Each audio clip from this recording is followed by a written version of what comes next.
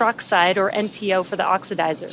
Now, together, these propellants feed the Draco engines that maneuver Dragon on orbit, as well as the 8 Super Draco engines that would power the launch escape system in an abort scenario. And again, now that fueling for Falcon 9 has started, that means the 8 Super Draco engines inside Dragon are ready, if needed, to launch the capsule away from the Falcon 9 rocket in an instant, should there be any kind of emergency associated with the rocket or the pad. Now, some of you are very familiar with the vehicles on the launch pad today, but for those of you who aren't, no worries. We're about to make you instant experts. Now, on the left side of your screen is a live view of our Falcon 9 rocket with the Dragon spacecraft on top. Together, they stand about 229 feet tall. Falcon 9, of course, is a reusable 2-stage rocket, which means it's kind of like 2 rockets in one, the first stage and the second stage. The first stage is the bottom 2/3 of the vehicle. You can see soot from the previous 3 missions that this booster has flown, and those missions include NASA Crew 8 as well as 2 Starlink missions. The first stage is responsible for accelerating Falcon and Dragon through Earth's atmosphere and into space. To do that, it has 9 Merlin engines at the bottom of the stage. Prior to liftoff, the Falcon 9 first stage is loaded up with nearly 1 million pounds of fuel and liquid oxygen. At liftoff, the Merlin engines use these propellants to provide the first stage with a thrust greater than 5 747 airplanes at full power. And these engines consume about 700 gallons of fuel per second. The first stage accelerates the vehicle through the Earth's atmosphere into space, and then separates from the rest of the rocket at just about 2.5 minutes into flight. From there, the first stage will do what no other orbital-class rocket in the world can do. It will make its way back down to Earth and target a landing on our drone ship. Just read the instructions, which you can see there on your screen. And this drone ship is currently parked and holding position a couple hundred miles downrange in the Atlantic Ocean. Our drone ships are essentially autonomous powered spaceports, and they allow our rocket to land offshore. For reference, our drone ships are about the size of a football field, so while they may look small on screen, they're actually pretty big in real life. Reusability is a critical part of our goal of making life multiplanetary. And to that end, we're working toward qualifying our fleet of Falcon boosters and fairings to support up to 40 missions each. As mentioned previously, Falcon 9 is a 2-stage rocket, and above the first stage is the second stage. The second stage has a single Merlin vacuum, or MVAC engine, and this engine ignites after stage 1 separates from stage 2. The second stage is essentially a smaller version of the first stage, and while the first stage gets us out of the Earth's atmosphere and away from the extreme forces of gravity, the second stage is designed to operate in the vacuum of space and deliver payloads, like Dragon today, to their target drop-off orbit. And of course, we have a great team here at SpaceX that will be monitoring both Falcon 9 and Dragon after liftoff.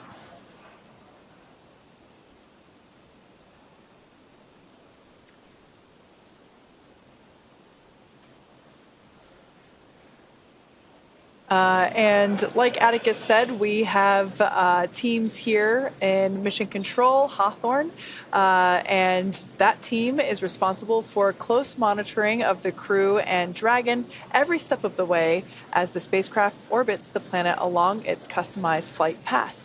On console or headset are a number of positions who are monitoring the health of the vehicle and crew. The mission director, responsible for mission success, is in charge of that room. And the person that you'll hear talking to the astronauts, and the person we have been hearing speaking to the astronauts, is the crew. Stage 1 cryohelium load has started. The Crew Operations and Resources Engineer, or CORE. The other positions are focused on things like navigation and control of the vehicle, avionics, software, propulsion, life support systems, and communications with ground segments. And different members of the SpaceX team will rotate through these positions throughout the mission to ensure 24/7 coverage of the Crew and Dragon through splashdown, which will be about 5 days from now.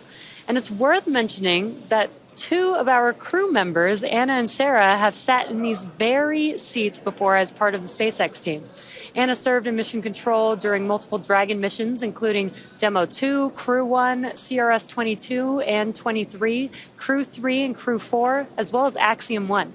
And Sarah has supported real-time operations for Dragon's cargo resupply missions to and from the International Space Station as a navigation officer and as a crew communicator for Dragon's human spaceflight missions. And now they'll get to see what it's like from the other side inside of Dragon. Although Anna and Sarah have trained astronauts for SpaceX missions, they were not exempt from going through that exact training themselves. The Polaris Dawn crew has gone through the same rigorous SpaceX training as our NASA astronauts. Plus, they also had to train to perform an EVA, or an extracurricular vehicle activity. We had an opportunity to talk to Anna, Jared, Kid, and Sarah about their training experiences, and here's what they had to say. The bulk of the training has been rightfully focused on the EVA, or the spacewalks. In a development program, you don't know what you need to train to. Like, how can we run pressurized operations, simulate microgravity, but also have like a simulator that's powered, with hatches to get in and out of, so we don't have to submerge that in a pool. We looked at a suspension system solution where we can set up a physics model that allows you to pressurize the suit, put on a harness, and then a hoist will lift a suited crew member up. And you can basically use one finger and you press down and your whole body will move up, just like in space. It allowed us to really put into practice the different piece-by-piece steps that are necessary to complete this operation safely. One aspect of our training has been scuba diving. The buoyancy allows us to kind of experience a different environment. The lack of communication is a challenge associated with scuba diving. You rely on alternate forms of communication. You'll use different hand signals to communicate, like I'm okay, you're okay. So I would say scuba diving has a ton of great training lessons that are directly applicable to our spacewalk. I have to say, I think the max fun here was the skydiving we did at the Air Force Academy. That was some of the best training ever. When I dropped out of that airplane, sitting in the airplane as I was going up, I felt those nerves, all of that rush of emotions that comes with, recognizing that you are about to do a really high consequence operation. And you're standing out, leaning into the wind, out of an aircraft, and then you just let go and you fall. It was incredible training, some of the most memorable training we've done. For the centrifuge training, the purpose is to go through both a launch and a reentry, as well as a launch escape mission profile in this human centrifuge that's spinning you around and imparting forces on your body that are similar to the ones that we will experience when we go through those operations actually in space. When you're in space, you have to deal with the circumstances that you're dealt. Similar fashion is climbing a mountain. You're on the side of a mountain. It's taken days to get to where you're at, approaching the summit. You're dehydrated. You're hungry. You learn to manage those stressors. And those are all good preparation techniques in getting ready for space exploration. We've had it all. We've had unbelievable, highs, and we've had, lows. It's just been a great 2 years of growth. Some of the best times of my life. Before the segment, I called it an extracurricular activity. My brain is clearly tired. It's extravehicular activity. And as we mentioned earlier, much of the training that the crew went through was to prepare them to perform that extravehicular activity, or an EVA.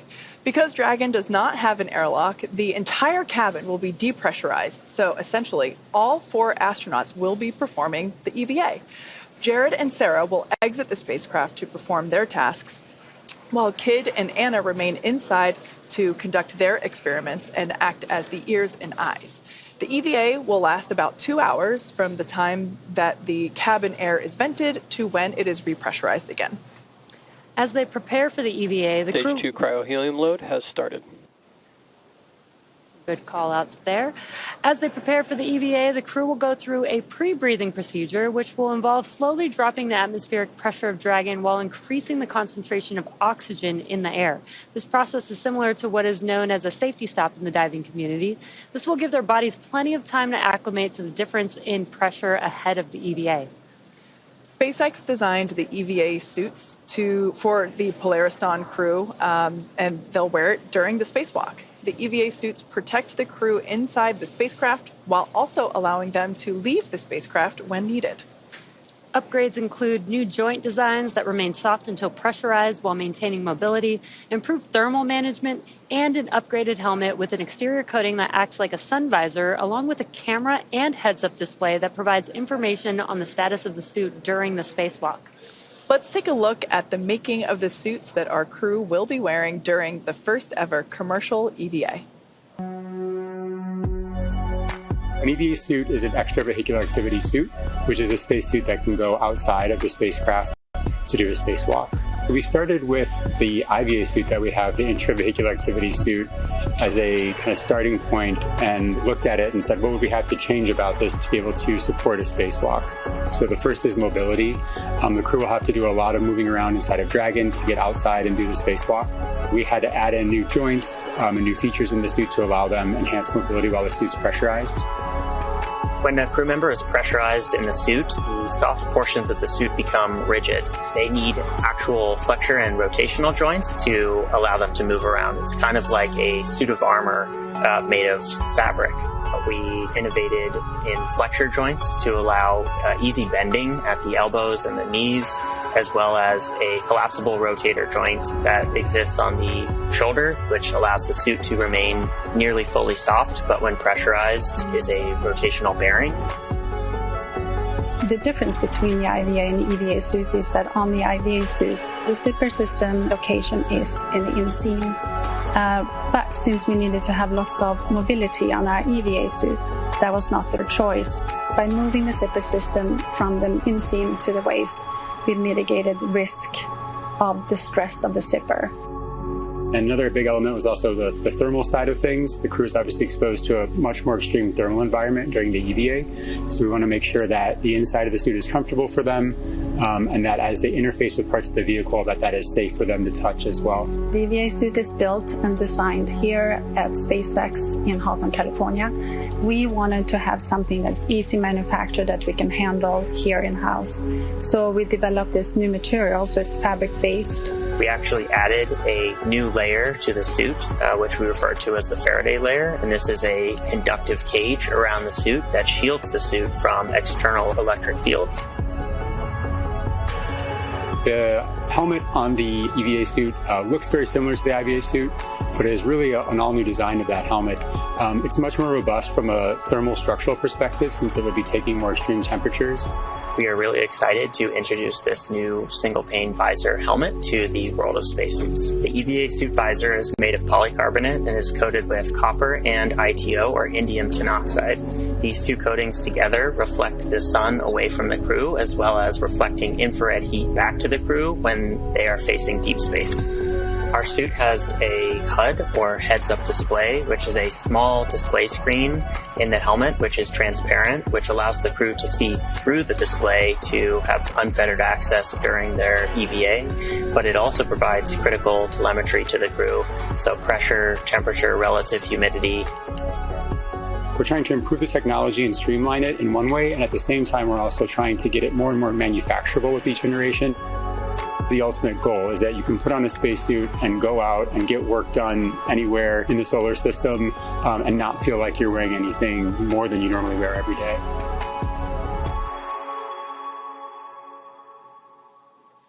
Between 190 to 700 kilometers above Earth, the Polaris Dawn crew will attempt the first ever commercial spacewalk. Here's how it all came together. EVA stands for extravehicular activity, and it's any sort of operation in space where a human is getting out of the spacecraft. So in the case of Polaris Dawn, we're going to be testing the mobility of the suit. We're going to see if the in-space operation matches the training we've done here in Hawthorne. There's really a lot of different things that can happen during an EVA, and this is the first step for Dragon and SpaceX.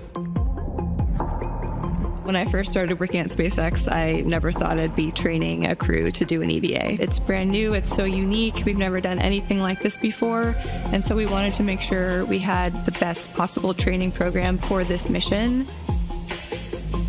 We want to see if we can train a spacewalk on Earth in a way that's representative of what it feels like in space. Even though only 2 people are going to be going outside during this first EVA, 4 crew will be in EVA suits going down to vacuum. Dragon was always designed to vent to full vacuum, but we've never taken full Dragon capsule down to vacuum, and this will be the first time we do it in space. We actually put crew into a chamber at Johnson Space Center in Houston and had them live the exact profile that they will experience, and making sure that no one actually experienced decompression sickness. We have a couple new training assets for Polaris Dawn to train the EVA specifically. The suspension system that we have is situated on top of the platform of our capsule simulator. The lines drop through the hatch. They attach to a single crew member inside the capsule. We can lift them up and get them situated so that they can egress the capsule and perform their tasks at Skywalker, the mobility aid. The Skywalker, what's amazing to me is a lot of people are going to think it's a metallic structure just bolted to the top of Dragon, but a lot of development effort, testing went into the Skywalker. So we actually used similar technology as we have in the Super Draco chambers to apply a thermal barrier coating to the outside of the Skywalker. That is going to be a really, really amazing mobility aid on the front end of Dragon. We also developed a sideways simulator, so we flip the hatch on its side. In the event the hatch fails to close, they can manually close the hatch. We had them do that in a sideways suspension system, so gravity isn't helping them close or helping them open that hatch mechanism. It's new development for Dragon, it's new development for SpaceX and the industry as a whole. So this is a great example of where Polaris Dawn is forcing the team to innovate in a way that adds safety and reliability to every Dragon mission going forward. That's this huge challenge for us to go solve, but that's also an opportunity for us to solve the problems that we have to go figure out anyway for our larger goals, like putting people on Mars. The Polaris Dawn objectives are the first step towards that ultimate flight with humans inside of Starship, which is right on the SpaceX development path that we have towards getting to the Moon and Mars. All right, we are T-minus 17 and just under a half minutes until liftoff of Polaris Dawn. This mission will fly higher than any Dragon mission to date. There'll be lots of research experiments performed while the crew is on orbit. And most notably, they're going to perform the first ever commercial spacewalk. We're super excited to see the clock continue to count down. The crew is in their seats. The vehicle is actually being loaded with propellants as we speak. That began at T-minus 35 minutes. The launch system is armed, and we have gotten the okay to go from the crew. They are ready to go to space. Yeah, it's super exciting. We've got their new EVA suits on board with the crew. This will be the first time that we've ever flown these EVA spacesuits, which I think is... Stage 2 LOX load has started. Which I think is one of the most exciting parts about this mission. And we did get a good call that Stage 2 LOX liquid oxygen loading is now beginning on the vehicle. Now, this mission will orbit Earth for about 5 days. And in addition to the first commercial spacewalk, it'll be the first time that we will be utilizing our newly designed Skywalker hardware, which I love the name. And it is a mobility aid that Sarah and Jared will use in their EVA suit testing during their EVA. So we are very much looking forward to the launch in just over 15 and a half minutes now. And everything so far looking good. We had much improved weather conditions when our first T0 occurred was 12:38. Wasn't so great. Here we are sometime later, and we're looking at a 20% favorability. So As you can see on your screen, like I said, about 15 minutes from the liftoff of Polaris Dawn.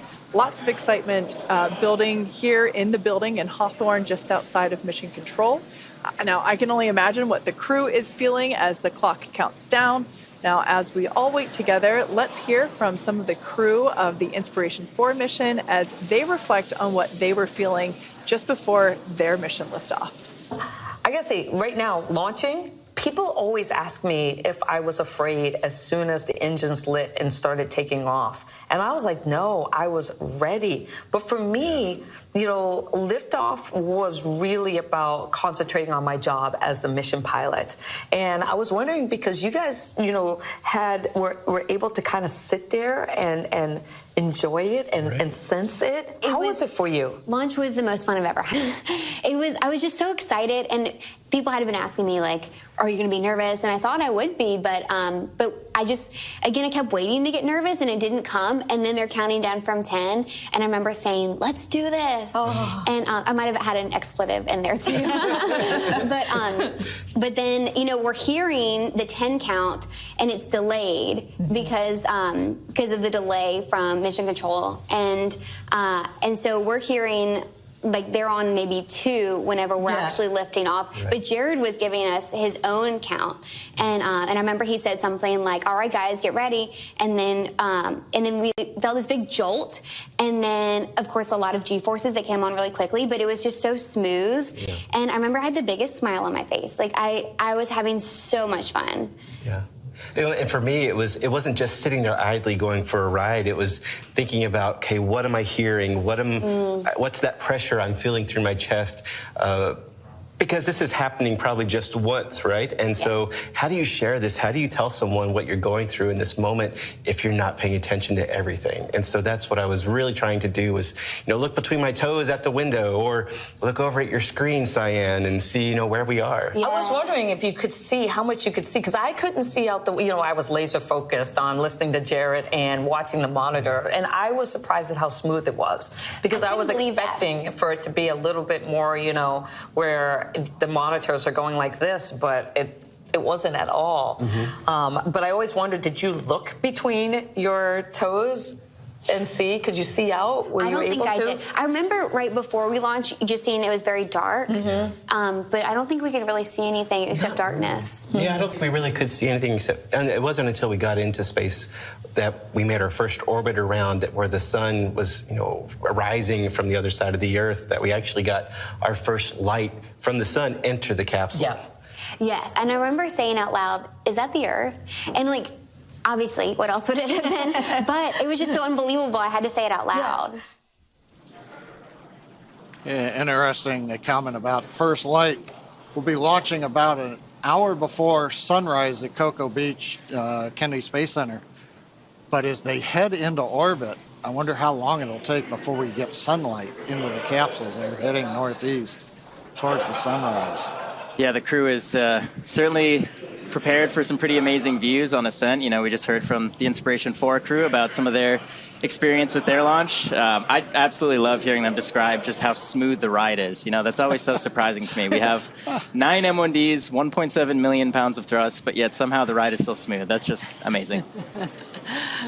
I was actually just looking back at my Inspiration 4 liftoff notes in my handy-dandy notebook, and Sarah, who is our mission specialist on the far right-hand side of your screen there, was actually the core for liftoff of Inspiration 4. So I'm sure she's having a great 360 moment.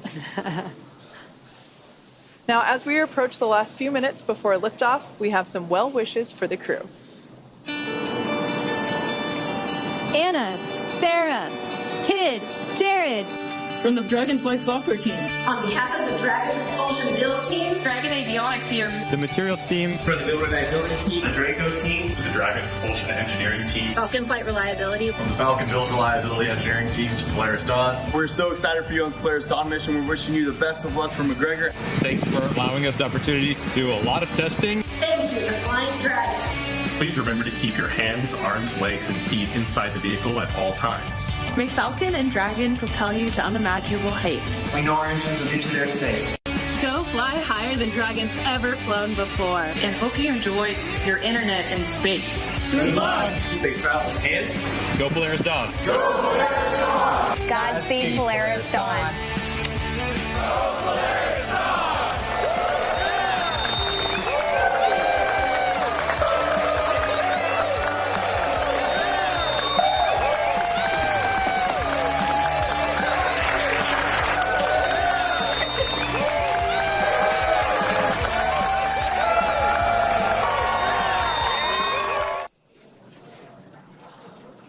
We're waiting to hear Core talking to the crew, configure crew displays, and give them the farewell message. Enjoy the journey and go safely.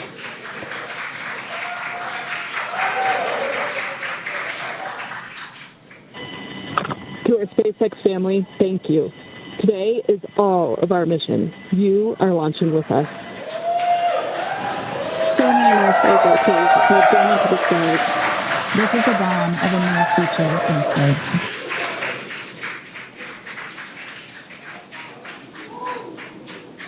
Coming up on T-minus 9 minutes and counting.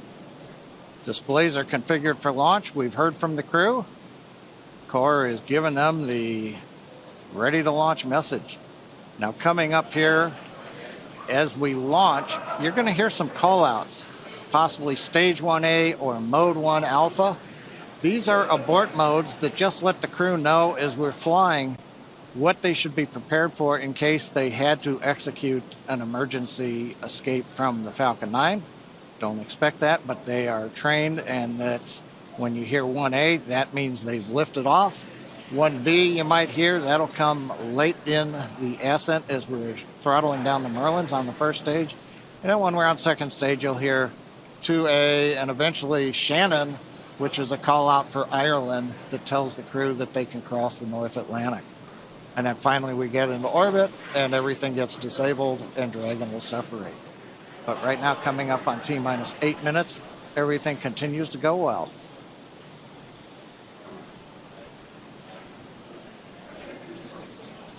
At T-minus 7 seconds, we should hear the call out that stage 1 engine chill has started. At this point in time, when we hear that, we'll know that we're beginning to flow a little bit of the super chilled liquid oxygen through the first stage engines. This helps to basically pre-chill the engine hardware prior to the full flow of that super chilled liquid oxygen. This helps the ignition sequence and helps to avoid any thermal shock to the hardware.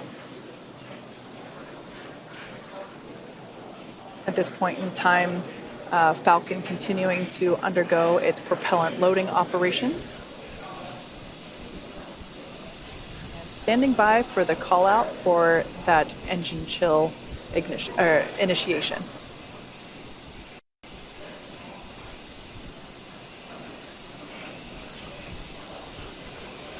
Engine chill has started.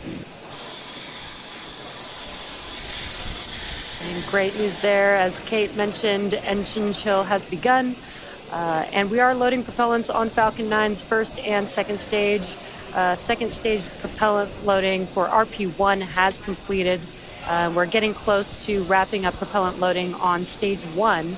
And while RP1 will be completed around the T-minus 6 minute mark, liquid oxygen loading will continue on both first and second stage as we get closer to the T0. So we should hear a call out. Stage 1 RP1 load is complete. Perfect timing. Stage 1 RP1, or the fuel for the Falcon 9 vehicle, has completed on the first stage.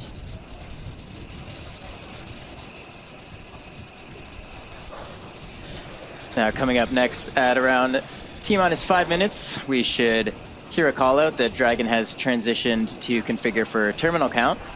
This is similar to the startup phase of the count for Falcon.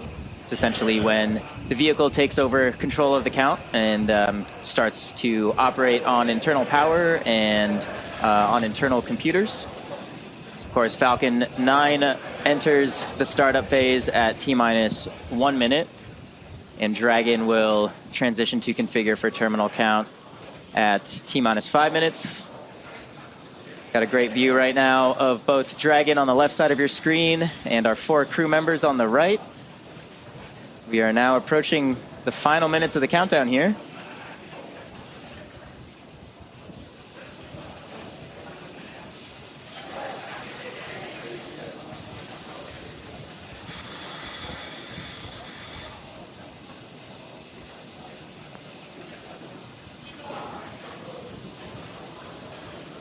Falcon 9 tanks are pressurizing for strong back retract.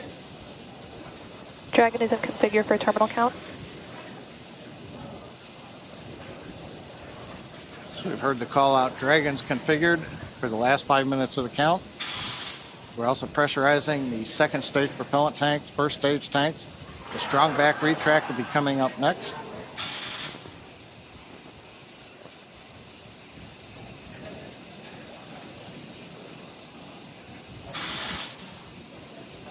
Strong back is retracting. All right, so there's that call out. We should begin to see it retract slightly from Falcon 9. LOX load continues on both first and second stage. Fuel loading is complete on first and second stage.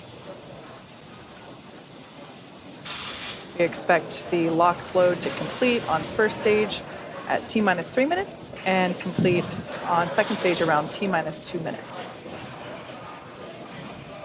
Yeah, we do try and load the liquid oxygen as close to T0 as possible. This keeps the liquid oxygen is at cryo temperature, so it keeps it as cold as possible, which allows it to be as dense as we possibly can keep it while we're loading the tanks. That allows us to get a little bit more liquid oxygen into those tanks. And as Kate mentioned, at T-minus 3 minutes, we should see stage 1 liquid oxygen loading completing. And at T-minus 2 minutes, that will be stage 2 liquid oxygen loading completion. And once we hit that T-minus 2 minute mark, that will conclude propellant loading for Falcon 9.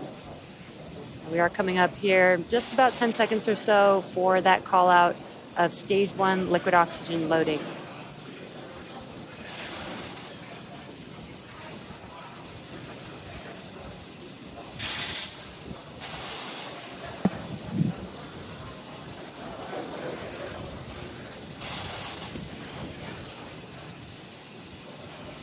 Stage 1 LOX load complete.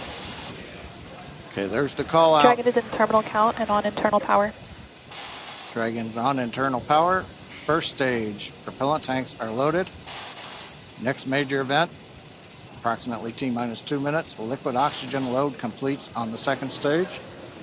After that, at about T-minus 1 minute and 30 seconds or so, we will tell the crew to expect loud venting as we depressurize and drain the lines up the side of the strong back. And then as we get down inside the last minute 45 and then 1 minute, we'll get Dragon into countdown. Falcon 9's computers will go to startup.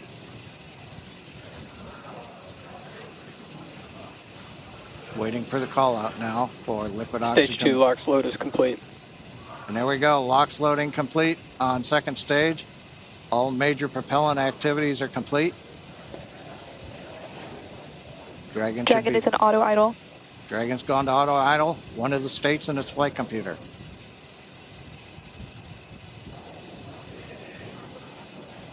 We'll begin venting down the lines. Gas closeouts are starting. Expect loud venting.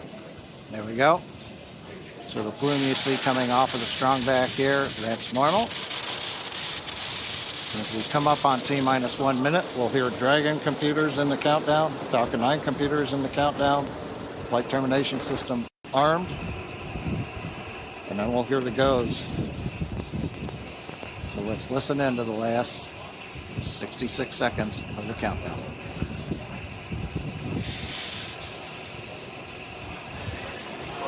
FTS is armed, Falcon 9 is in startup and is now controlling. Dragon is in countdown.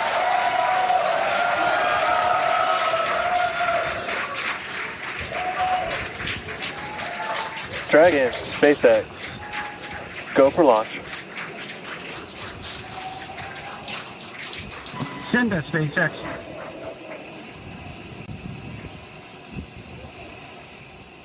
T-minus 30 seconds.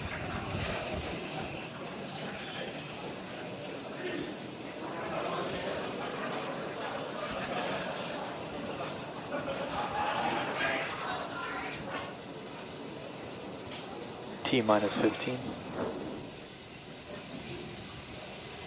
T minus 10, 9, 8, 7, 6, 5, 4, 3, 2, 1.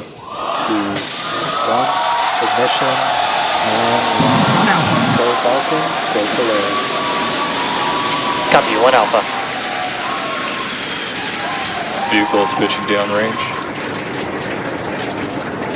Stage 1 propulsion is nominal.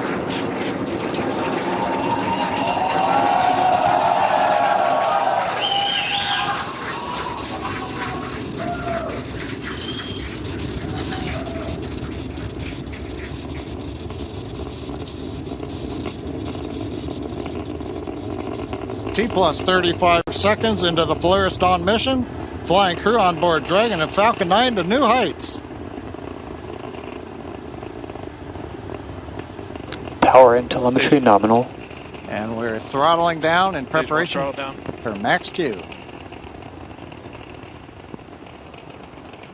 Next call out, the vehicle supersonic. And there on the left side, we've got the Polaris Dawn crew. Supersonic.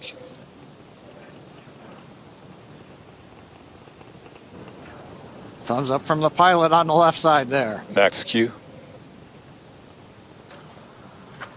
We're throttled back up to power. 1 Bravo. And we heard the call out 1 Bravo. Copy, 1 Bravo. That just tells the crew what would happen should they need to initiate anything. But right now, everybody making nominal callouts on Falcon 9.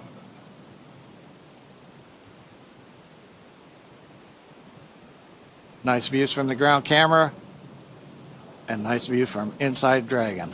MVAC chill is underway.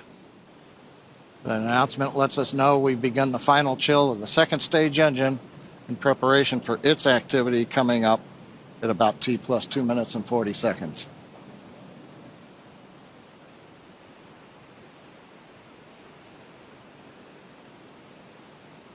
Two minutes into flight.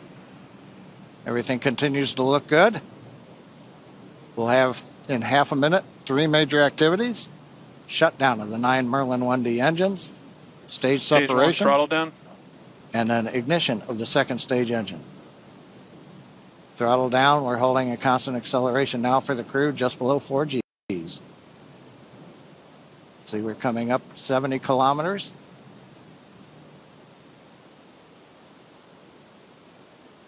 Preparing for MECO. main engine cut off. 2 Alpha. Stage separation confirmed. Copy, 2 Alpha. MVAC ignition.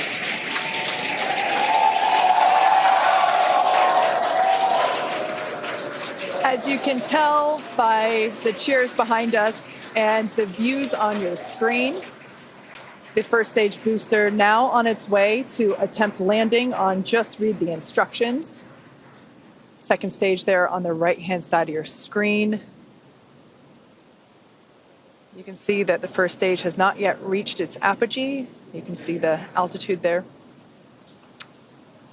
Lots of thumbs up there from, from pilot Scott Kid Poteet.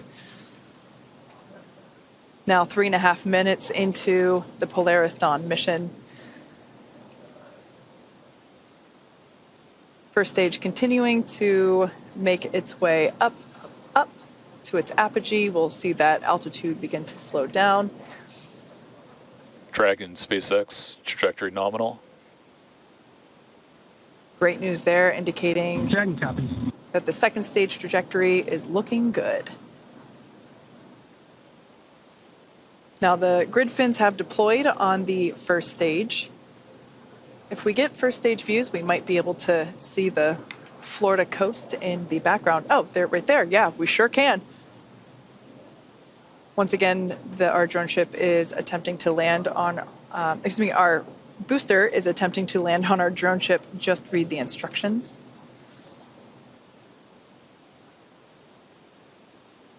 Now, the next event coming up will be the entry burn, taking place around T plus 7.5 minutes.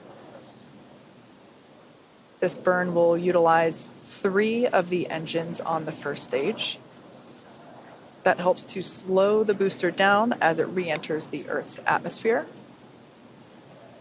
Dragon SpaceX, trajectory nominal. Dragon copies. Following the entry burn, we will see the landing burn, and that'll be around T plus 9 minutes. That one will be just a single engine burn,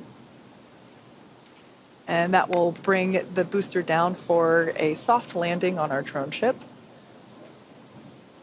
Around the same time as that, we expect to see Dragon be injected into orbit. Everything continuing to look good for second stage there on the right-hand side of your screen. Beautiful glow with that MVAC engine nozzle.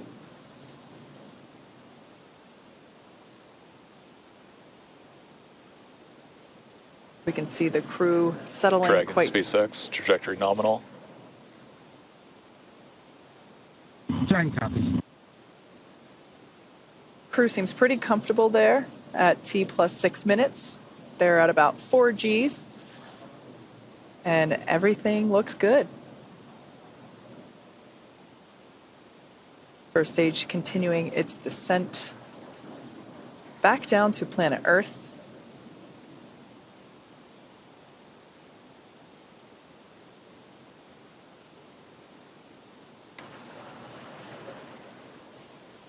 We can see the crew remain with their visors down in the locked position. That'll remain that way until they are in orbit. Everything continuing to look great with the second stage engine burn there, as well as the Dragon SpaceX, trajectory nominal.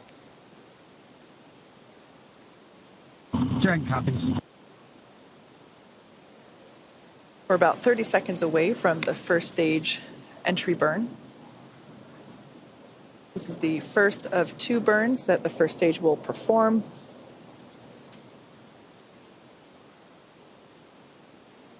Designed to help reduce the amount of drag experienced by the first stage.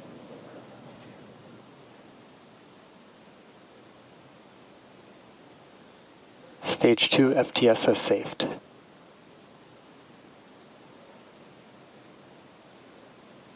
All right, standing by for entry burn begin on the first stage, there on the left-hand side of your screen.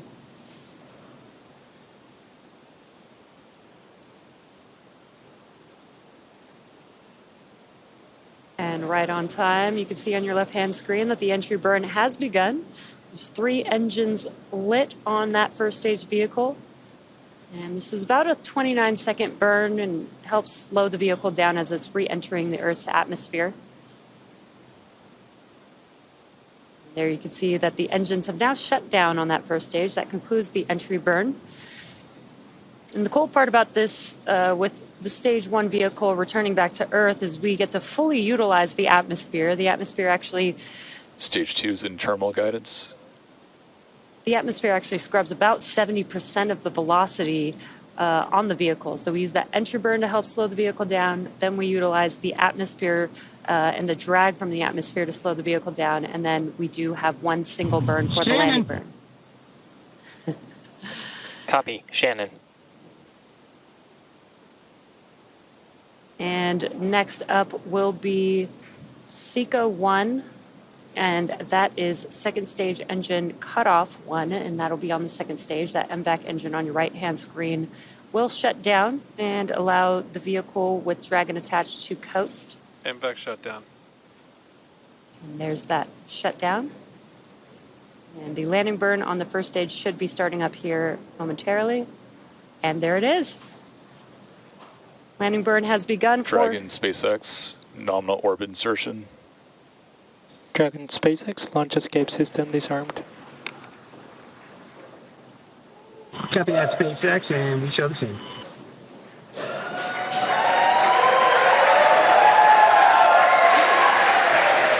And a lot of events happening right there, but you can see that the stage 1 vehicle has touched down. Just read the instructions. A very exciting Here in Hawthorne, we've also confirmed MVAC engine shutdown and orbital insertion of the second stage with the crew on board.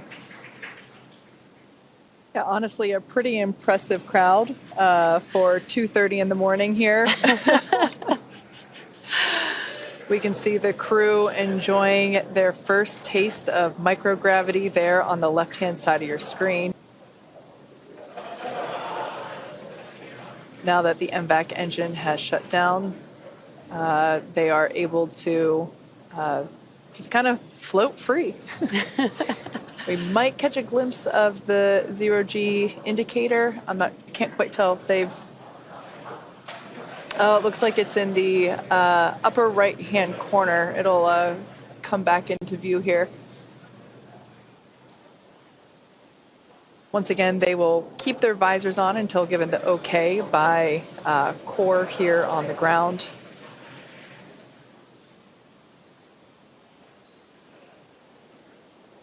At this point in time, the Dragon and the Dragon trunk remain attached to the second stage. Second stage is basically safing itself in preparation for the separation from the Dragon trunk. Of course, the trunk will remain attached to the Dragon capsule all the way up until the point in which we begin re-entry operations. The trunk is what will help provide power to the Dragon capsule while it is on orbit using its solar arrays.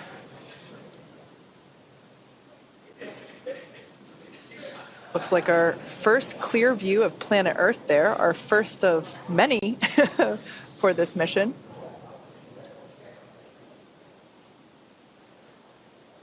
And the next event coming up will be the separation of the Dragon from the second stage.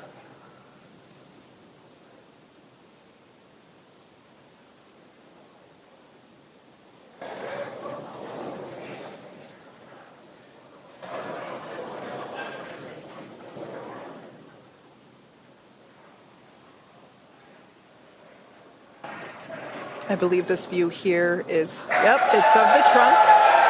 We can see it separating from the second stage. A gorgeous view.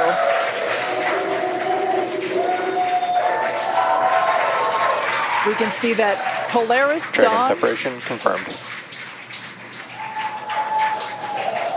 And copy that, SpaceX, you show the team.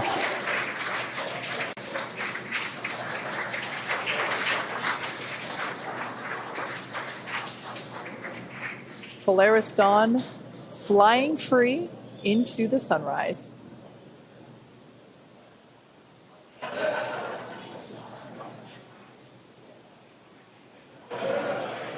We're now at T plus 13 minutes and 5 seconds into the mission.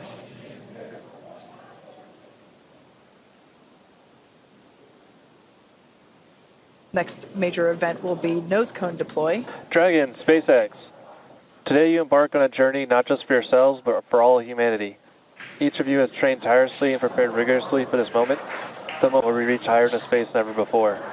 As you gaze towards the North Star, remember that your courage lights the path for future explorers. We trust in your skills, your bravery, and your teamwork to carry out the mission that lies ahead. Know that the entire team back here is with you every step, watching, supporting, and cheering you on as you walk into space. We are sending you hugs from the ground. Godspeed, Polaris Dawn crew. May you make history and come home safely. Now words from our CE. Dragon, CE, welcome to orbit. The Falcon team is honored to have helped you start your incredible journey. We hope you enjoyed the ride. The whole SpaceX family is looking up to you. Godspeed and good luck.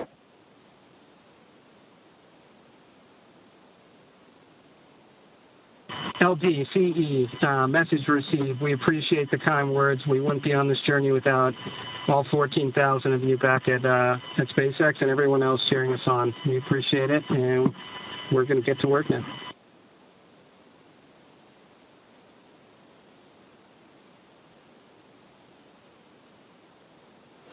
Some really nice words there from our tonight's launch director, Frank Messina, who, fun fact, was also the launch director on Inspiration 4, as well as chief engineer for this mission, Jared Metter.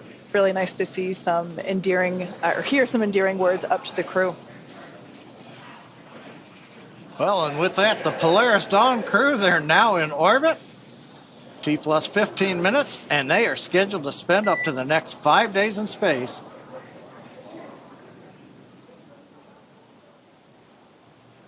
We heard that tone for a minute. We thought we might hear from the crew, but they're going to spend the next 5 days in space before splashing down off the coast of Florida. The Polaris Dawn crew is the Polaris Dawn mission is the first mission in the Polaris program that will demonstrate new technologies, conduct extensive research, and ultimately culminate in a flight of SpaceX's Starship with humans on board. All of this while continuing to raise funds and awareness for important causes here on Earth. You can learn more about the Polaris Dawn program and the Polaris program at polarisprogram.com.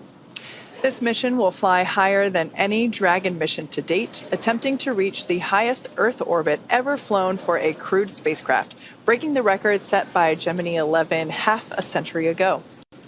And there it looks like we can see some nose cone separation action happening. Now, the Polaris Dawn crew will also be the first to test the Starlink laser-based communications in space. Over the course of the mission, we'll be checking in periodically with the crew. Next up, Dragon will initiate a 2-day pre-breathe process to prepare the crew for their upcoming spacewalk, and that'll be this Thursday, September 12th. Dragon SpaceX nominal dehumidifier activation and service section Draco checkouts, and nose cone open is in progress.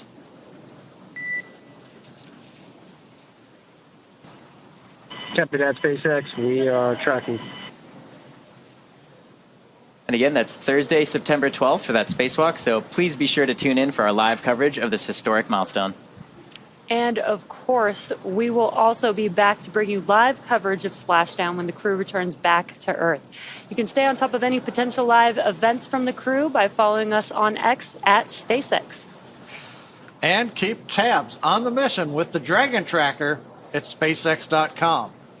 With that, it's been a great early morning. Thanks for being with us. Thanks for watching, and we'll see you back here soon.